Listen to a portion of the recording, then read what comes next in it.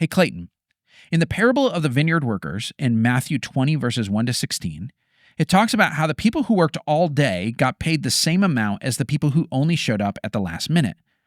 I was talking to a couple of people who have some reservations about Christianity, and one of the things they both asked about is how is it fair that a murderer who repents on his deathbed gets allowed into heaven alongside people who were good their whole life? One of them even said, if that guy is there, then I don't want to be in heaven with him. How do I explain this? This is a good question, and it gets at the heart of things. I'm glad these people are asking this question because they're really starting to wrestle with the actual message of Jesus. It's a scandalous one, right? So here's my simple answer. This isn't fair, but it's good news that it's not fair. Or another way to put it is, this is not fair, but it's also not fair that anybody gets into heaven. How's it fair that a murderer who repents on his deathbed gets in? We actually have an example of this in the Bible when Jesus is hanging on the cross and there are a couple of criminals next to him. One of the criminals, and you got to remember, this is a guy who had done some bad things, right? Like he had participated in some kind of rebellion or sedition and committed some crimes. And he was saying, I deserve what I'm getting. I deserve this execution that I'm getting. But he turns to Jesus and says, remember me when you come into your kingdom. And Jesus says, today you will be with me in paradise. It's that simple. He didn't have any chance to kind of make up for his life of crime or the bad things that he had done. He simply turned to Jesus at the last second right before he died and said, can I be saved? And Jesus said, yes. And that is scandalous, right? I like this person's reaction because I think grace is actually more troubling to people than judgment. Think about this. A lot of people say, thing I can't handle about God and Christianity is the idea that God would judge people. And I know why people wrestle with that. But I've also found in my experience that there are some people that people really want to be judged, right? Like there are certain circumstances, like people don't want themselves to be judged or their friends to be judged, but there are certain people in the world or in their life, they say, if they get off for this, right? If they don't get what's coming to them for this, well, then I'm not going to be okay. They actually want judgment for things. And it's the grace, the idea that that person would not receive what they deserve, that they would get something good instead of what the punishment they deserve. That's what really bothers them. Grace is more scandalous than judgment for many people. But here's the thing. We want grace in our life. We can't imagine not having grace for ourselves, right? Like we all want some level of grace for our own behavior. And we say, look, when I do things that are wrong, I want God and other people to give me a second chance, to overlook it, to forgive me, to not hold it against me, right? So the question is, if we want some grace in our life, especially for ourselves and for people around us, where do we draw the line? Right? Like how do we know how bad it can be to the point where someone can't receive grace, right? Like they've gotten to such a point where it's like, grace applies to things under this line, but above this line, no grace for that. How do we know when that is? Well, you know where Jesus draws the line? He draws the line at repentance. He doesn't say, well, here are the sins that are too bad to be forgiven. He says, here is the posture that needs to be there so that any sin can be forgiven, and it's the posture of repentance. And here's what repentance means. It's not a simple, flippant, I'm sorry, right? Like, oh, I'm sorry. Well, just forgive me or whatever. It's not just kind of a presumptuous or entitled kind of like, well, if I just say sorry, then I'll be okay. We've all been in situations where we kind of like said sorry, but didn't really mean it, okay? We kind of kept the same attitude we had before that. What Jesus is talking about when he talks about repentance is ownership from the heart. Genuinely saying, like, this was wrong.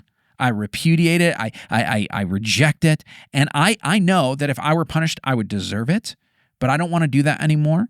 And I have an intention, as much as it's in my power, to change my ways, right? To make amends, to go a different direction. That heart posture of repentance that says, I realize how bad this is and I deserve my punishment and I don't want to do it anymore. That's what Jesus is talking about.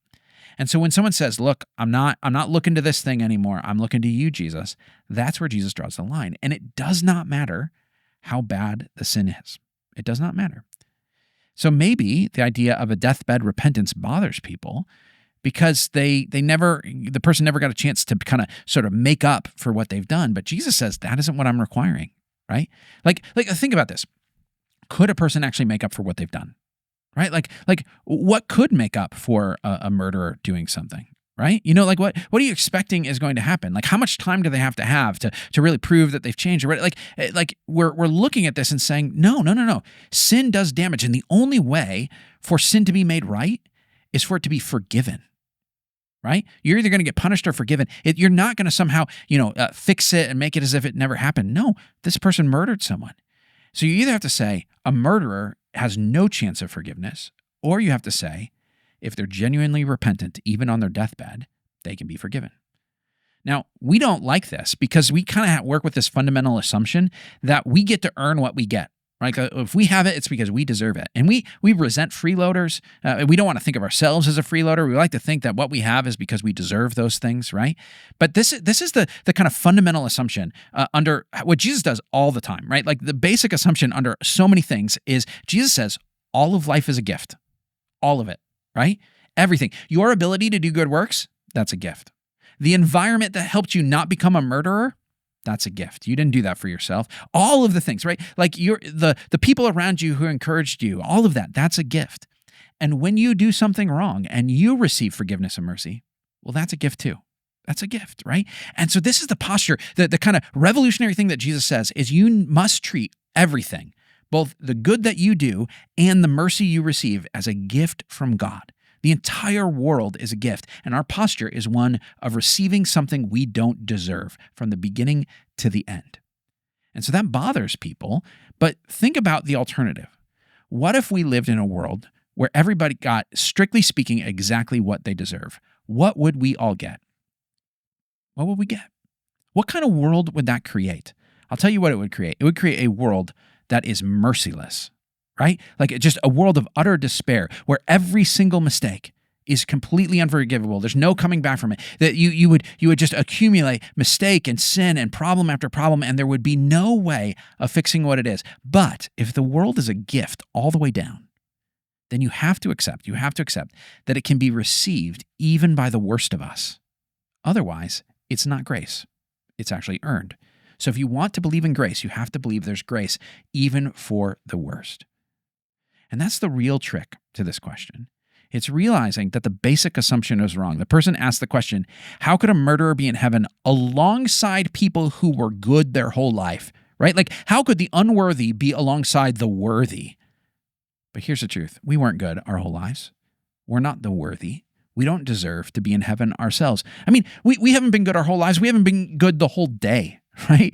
And you might say, look, I've never killed anybody. I've never done any of these really huge things. And I say that might be true, but I want you to think about over the course of your life, all of the small things you did and what that did, the pettiness, the resentment, the passive aggressiveness, the selfishness, the bitterness, the apathy about other people and their needs, your self-pity that just kind of nursed itself, and gossip and bragging and nitpicking other people and being judgmental and having to get the last word and keeping score and jealousy and objectifying people in your mind and in your words and behavior and all of these things, which no one of them seems massive. But over the course of your life, over the course of your relationships, man, what has it done? It has been the constant drip, drip, drip of poison that is killing our world. We're all sources of those things. And so I want to ask you the question, if you showed up in heaven the way you are, do you think people would want to be with you for all eternity in a perfect place? You really think that if you showed up in a world of perfect people where nothing had gone wrong, that you wouldn't ruin it by bringing those things in? That you actually deserve to be in that kind of place? I don't. So this is the radical thing about Christianity. This is not a religion of good people earning their way to blessing. This is a religion of bad people receiving a gift from a good God that they don't deserve. That's the thing we got to wrestle with. Thanks for listening. If you've got your own questions, email questions@BibleSavvy.com. Like and subscribe to catch our regular episodes every Monday on the Bible Savvy Podcast.